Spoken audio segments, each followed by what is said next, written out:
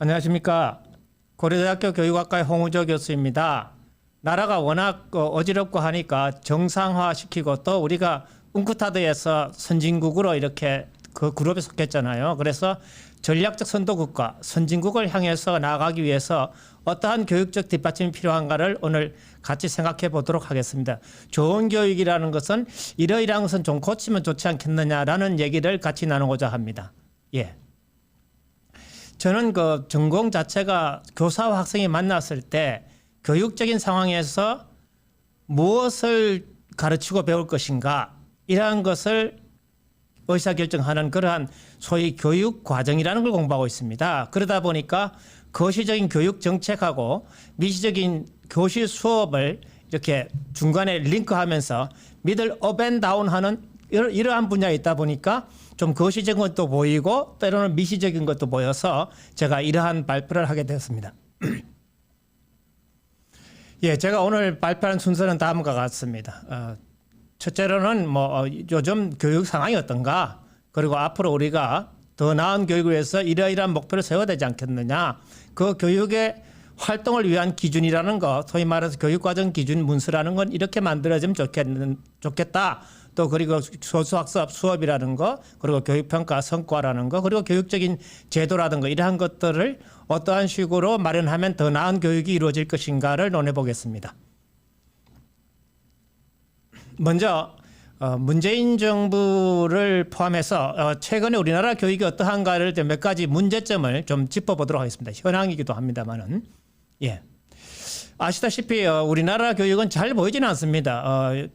학생을 수용하는 학제라는 건 633이고, 그리고 이 교사 양성은 66제고, 그리고 교육 과정은 93제입니다. 교사와 학생이 만나서 교육 과정을 주고받는 게 교육의 핵심일 텐데, 이러한 교육의 기본 제도가 미스매치된 상태에서 우리나라 교육이 움직이고 있다는 사실입니다. 그리고 아시다시피 요즘 보편적 복지를 하면서 또는 코로나에 의해서 교육에 대해서 미안하니까 돈을 주겠다 하면서 아마 지방 선거라든가 교육감 선거를 앞두고 교육감들이 지금 돈을 살포하고 있잖아요. 그죠? 그런 거 보면 교육감 직선제, 이 깜깜이 선거 이러한 것도 참 문제가 되는 것 같습니다. 선거를 잘하는 사람들이지 교육을 잘하는 사람은 아닌 것 같습니다. 그 다음에 이제 우리나라 교육의 전체적인 면모를 본다면은 교육 수요자인 학생, 그리고 학부모, 국민 이런 분들을 위한 교육이 이루어지는 게 아니라 주로 교육의 공급자인 교사 위주로 교육 정책이 진행되고 있다, 이렇게 말씀드릴 수 있겠습니다. 17개 시도교육청이 있죠. 그 밑에는 176개의 교육 지원청이 있습니다. 또 그 아래는 또 230여 개의 직속기관이 있습니다. 교육 지원청에도 직속기관이 또 있죠. 130개 정도가.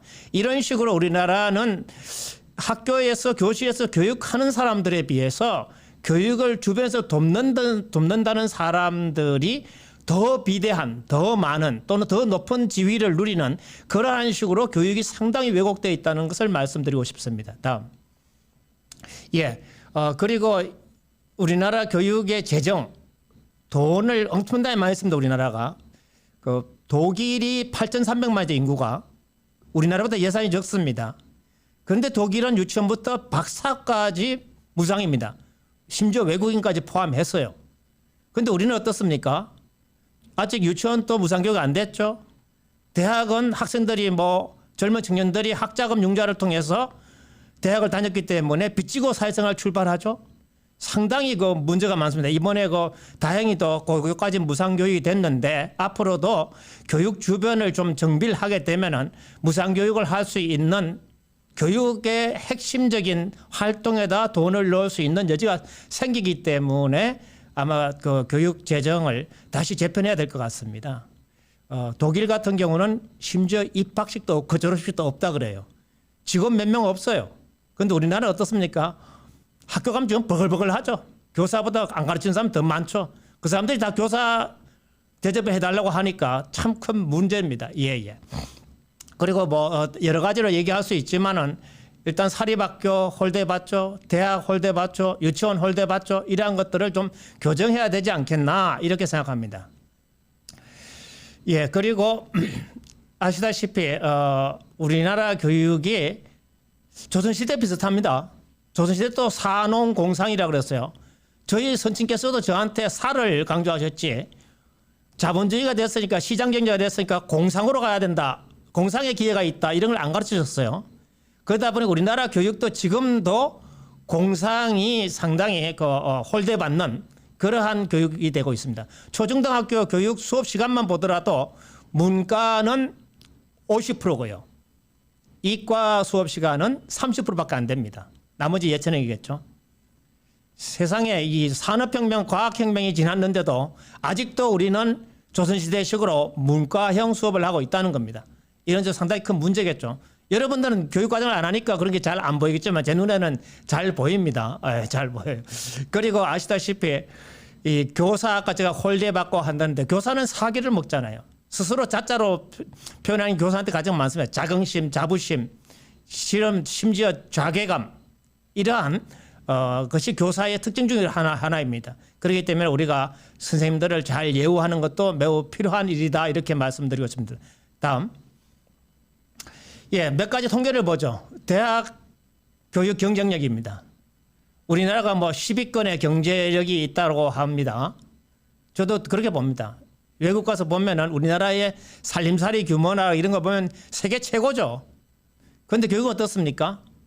그렇죠. 산업에서도 뭐 반도체, 자동차, 조선, 화학, 뭐 배터리, 자동차 이런 몇몇 것들은 세계 최고죠. 우리가. 그죠?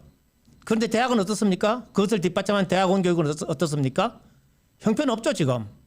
이러한 것 때문에 지난 13년 동안 등록금도 동결됐고 그러다 보니까 대학 교육 경쟁력은 자꾸 떨어지고 있습니다. 몇 가지 통계를 더 보겠습니다. 학생들한테는 시험이 곧 공부입니다. 그렇죠? 학습이랄 때 습이라는 것이 보면 날개짓을 한다 몇 번? 100번. 어린 새가 날개짓하듯이 100번 연습하는 게 시험이고 공부입니다. 근데 아이들이 시험이 공부인데 마치 학생이 행복하다 시험 안 치면 학생 인권이 존중된다 이런 식으로 밀명하에 아이들한테 시험을 없애버리니까 어떻습니까? 저렇게 학습 부진화가 자꾸 늘어납니다. 여러분들은 학습 부진하면 저거 평균 이해하겠다 이렇게 생각하죠. 아닙니다. 저거 100점 만점에 20점 미만입니다. 100점 만점에 20점 미만이라니까요. 심각합니다. 우리나라 교육 상태가. 그러니까 시험도 안 치니까 학부모도 어떡합니까? 불안하니까 내 아이가 어떤 공부하는지를 사교육기관에 가서 시험도 보고 또 이렇게 학력도 체크해보고 그렇게 하잖아요. 그죠? 그 사교육비 많이 드는 이유가 있어요. 왜? 학교가 재구시를 안 하고 교육청이 재구시를 안 하거든요. 시험을 쳐도 우리나라는 전국 단위로 보여주지 이게 지역별로 어느 지역이 더 열심히 가르치는지 어느 학교가 더 가르치는지 그것도 안 보여줘요. 지금 보려고 해도 볼 수도 없어요. 왜? 교육감 협의회에서 자기들끼리 정치하는 데 관심이 많으니까 골몰하다 보니까 학교 교육은 내팽개 쳤거든요. 그러니까 학부모한테 그걸 안 보여주는 거죠. 몇 가지 그 교육에서 최소한 아무리 부진해도 우리가 몇 가지는 아이들한테 챙겨줘야 됩니다. 그래야지 사람 구실을 하고 상식이 있는 교양인이 된다고 얘기할 수 있습니다. 이러한 것들을 한 번 더 우리가 다음번에는 이러한 것을 아무리 부진해도 이렇게 도와줘야 되지 않겠나 이렇게 생각합니다. 제가 제일 강조하는 것 중에 하나는 졸업장은 한 번 줘야 된다고 봅니다. 저는 졸업장을 한 번 줘야 돼요. 어떨 때? 직업기술 교육을 받고 면허나 이 자격증을 가지고 나왔을 때 졸업장을 받는 것이지 그냥 뭐 시간이 지났다고 졸업장 주는 거 저는 그거 잘못됐다고 봅니다. 그래서 어느 누구나 일을 해도 창업을 하든 취업을 하든 일을 해야 되기 때문에 심지어 뭐 사회봉사활동을 하더라도 전문성이 있어야 하는 거고 사회단체 활동을 하더라도 예를 들어 무당구 하듯이 환경운동을 할 수 없잖아요. 그죠? 그러니까 우리가 그런 것도 전문성이 있어야 됩니다. 그런 점에서 전문적인 자격과 면허를 가지고 졸업을 할 때 우리는 졸업장을 준다 이렇게 말할 수 있겠습니다. 또 다른 저거네요. 아까 얘기했듯이 사교육비 만원택을 주는 많을 수밖에 없죠. 그래서 수학이나 과학 같은 거 이런 것들은 공부하는데 시간이 많이 걸리죠. 어렵잖아요. 그죠? 그런데 수업 시간을 적게 주니까 어떻게 합니까? 어쩔 수 없이 학원을 가야죠. 이러한 것이 우리나라의 지금 형편입니다. 그러니까 아주 잘못된 교육을 열심히 하는 거죠. 저 통계 보세요. 2010년부터 학생 수는 상당히 많이 줄었죠. 그죠? 782만 명에서 지금 600명, 원래는 뭐 600명 미만입니다. 지금 현재. 유초 중고등학교 학생 수가. 그런데 어떻습니까? 교사와 교사 주변에 있는 사람들, 행정이라고 교무 공무직이라는 사람들, 그런 사람들이 자꾸 막 늘어나서 학교에는 일은 줄여준다 그러는데 오히려 일거리를 많이 만들고 있죠. 그런 분들이 다 학교에 와서 나중엔 또 이제 정규직화 시켜달라 그러면서 국민 세금을 이렇게 축내고 있는 그런 형편입니다. 예. 또 다른 통계를 보겠습니다. 아까 제가 말씀드렸듯이 OECD에 비춰본다면 초중등학교는 지금 예산이 1.3배입니다. OECD 국가에. 그에 비해서 대학은 OECD 국가 평균의 65%밖에 안 됩니다. 이렇게 어떻게 초중등학교보다 1인당 교육비가 싸잖아요. 그죠? 이렇게 어떻게 교육을 할 수 있겠습니까? 교육된다고 보십니까? 저 통계로 본다면은 14,394가 아니라 이 대학은 15,000으로 가야 되는데 지금 만에 머무고 있잖아요. 아까 OECD 국가 평균의 65%란 말이 그 얘기입니다. 그죠? 예, 상당히 심각합니다. 이런 왜곡 현상들을 우리가 줄여야 된다. 이렇게 생각할 수 있겠습니다. 다음.